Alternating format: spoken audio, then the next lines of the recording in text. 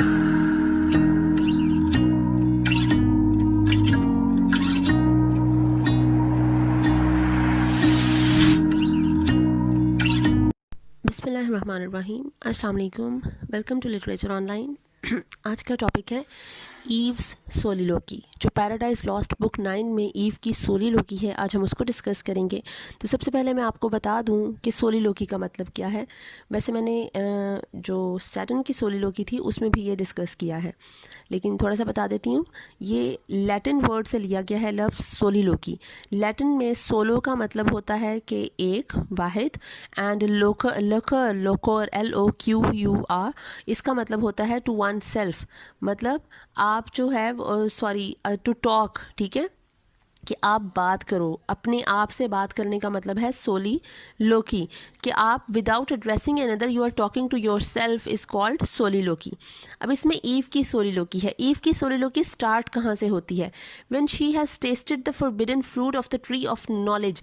जब वो सैटन के सीड्यूस करने पे वो जो फ्रूट खाती है, फॉरबिडन फ्रूट जिसको मना किया गया है खाने से, ठीक है, वो सैटन के सीड्यूस करने पे खा लेती है from the tree of knowledge, ठीक है। वहाँ से उसकी सोलिलोकी स्टार्ट होती है, क्योंकि वो एक अलग ही दुनिया में पहुँच जाती है। वो जिस तरह आप ड्रग लेकर एक अलग दुनिया में पहुँच जाते हैं, बिल्कुल उसका भी यही हाल होता है। तो she feels intoxicated and experience euphoria. Euphoria किसे कहते हैं?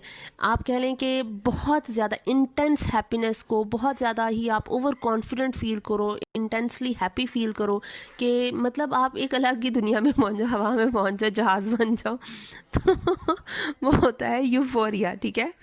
तो इसके आफ्टर इफ़ेक्ट्स क्या होते हैं? उस फॉरबिडन फ्रूट को खाने के बाद वो उस स्टेट में है, और अब इसके आफ्टर इफ़ेक्ट्स होंगे। सबसे पहले तो वो यूफोरिया की हालत में वो अपने आप को बहुत ज़्यादा इलेटेड फील करती है कि मैं तो कोई आला व अरफा चीज़ हूँ, और ना किसी और ही दुनिया, किसी वो कोई एक गाना भी है, किस दुनिया की हो, पता नहीं क्या। तो वो इलेटेड फील करती है। ग्रोइंग मच्योर इन नॉलेज, उसे लगता है कि जितना इल्म मेरे पास है, जितना नॉलेज मेरे पास है, वो किसी के पास नहीं है। फिर वो फील करती है पॉसिबल ऑफ बिकमिंग गॉड। वो कह रही है मेरे पास तो कुछ इस तरह की पावर्स आ गई हैं, इतना नॉलेज है मेरे पास कि I can become God, I can equate with God, ना कि मैं उसके बराबर अब हिस्सा ले सकती हूँ, गॉड के बराबर हो सकती हूँ, ठीक है। एक मैं जो है वो कुछ और ही मखलूक बन गई हूँ। तो her first words are in praise of the tree. Obviously जो चीज़ आपको इतनी ज़्यादा खुशी दे, इतनी ज़्यादा एक स्टेट में पहुंचा दे कि आप समझो कि आपके पास बहुत ज़्यादा पावर्स आ गए, इनविंसिबल हो गए, तो वो आप क्या करोगे? आप उस चीज़ की तारीफ़ करोगे सबसे पहले।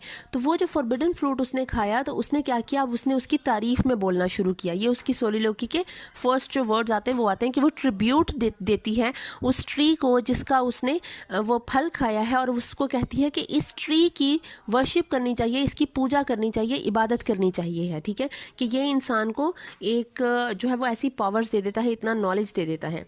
सेकंड ट्रिब्यूट वो देती है to the experience as best guide, कि अगर मैं ये एक्सपीरियंस ना करती, अगर मैं ये चीज़ को छोड़ देती, मतलब डर में रहती या कुछ और करती, एक स्टेप फॉरवर्ड ना लेती, तो मैं क्या होती? मैं रिग्रेट करती शायद अपनी सारी उम्र।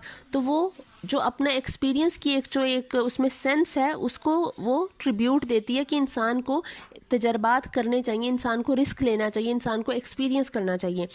Through following it she has found access to wisdom, क्योंकि उसने इस एक्सपीरियंस को फॉलो करके, उसने एक चीज़, एक रिस्क लेकर उसने क्या किया है कि एडवेंचर करके उसने एक विजडम पाली है, ठीक है, अकल आ गई है, विट आ गई है उसमें। She also becomes sly and crafty like the serpent who tempted her, right.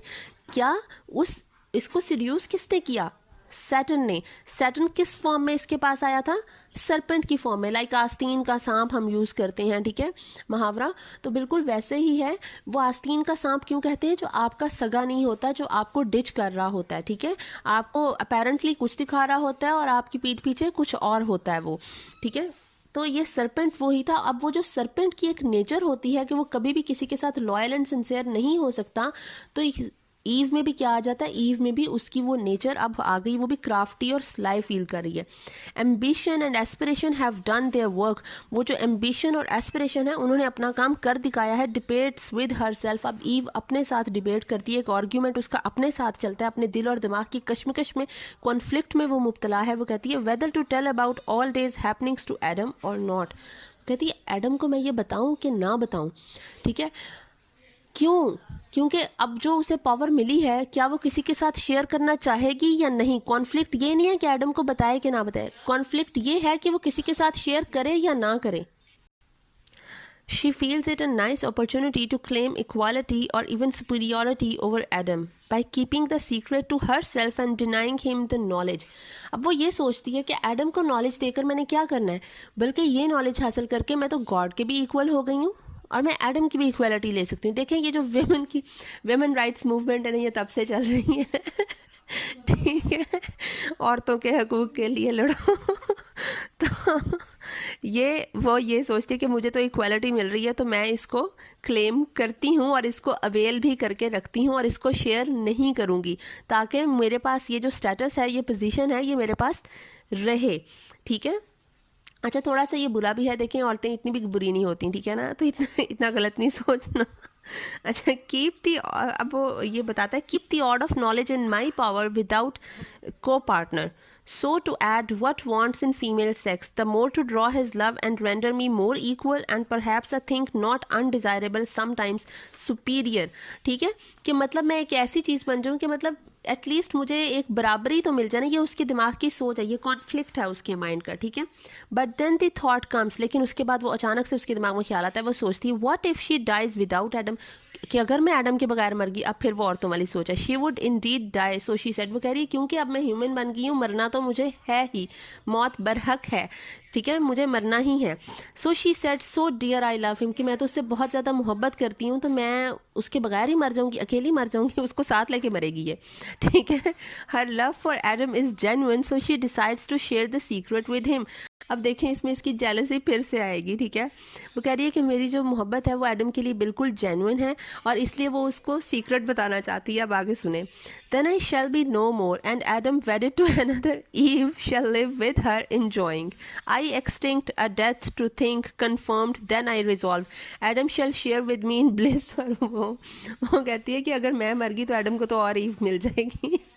ठीक है, तो इसलिए ये तो वो बर्दाश्त नहीं करेगी कि एडम को और ईव मिले, एडम को इसी के साथ रहना। वो कह रही चाहे गम है, दुख है, खुशी है, जिस भी हाल में है, एडम और मुझे साथ ही रहना है, तो मैं उसे बता ही देती हूँ ये नॉलेज अपना। ठीक है, तो her love not only brings about Adam's fall but in the end brings about their reconciliation to each other and to God. तो इसकी ये जो प्यार मोहब्बत है, इसका जो सारा कुछ इसके साथ, एडम के साथ इसका जो कनेक्शन था, ना सिर्फ ये कि वो एडम की फॉल का बना, लेकिन इन्होंने रिकनसाइल भी किया। ठीक है, आपस में भी और गॉड के साथ भी, मतलब अपनी गलती का एहसास होता है, 100 चीज़ें आप फील करते हो, रियलाइज, जो एक आप कह लो कि मोमेंट ऑफ रियलाइजेशन होता है, वो इस सब के बाद फिर शुरू होता है। ठीक है, all her thoughts are self occupied, self regarding, it is what she will gain और लूज। उसकी जो सारी सोलिलोकी है ईव की, वो सारी सेल्फ रिगार्डिंग और सेल्फ ऑक्यूपाइड है, वो सिर्फ अपने ही बारे में सोच रही है, वो सेल्फ सेंटर्ड है।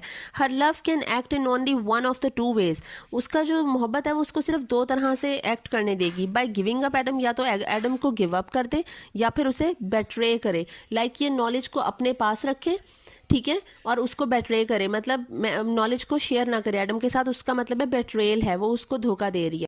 गिविंग अप एडम का मतलब है कि अपने साथ साथ एडम को भी लेके डूब के मर जाए। ठीक है, तो कॉन्क्लूजन जो इसका होता है ईव की सोलिलोकी का है, वो है Eve soliloquy revealed how her mind and nature and her relationship to Adam have been altered by sin.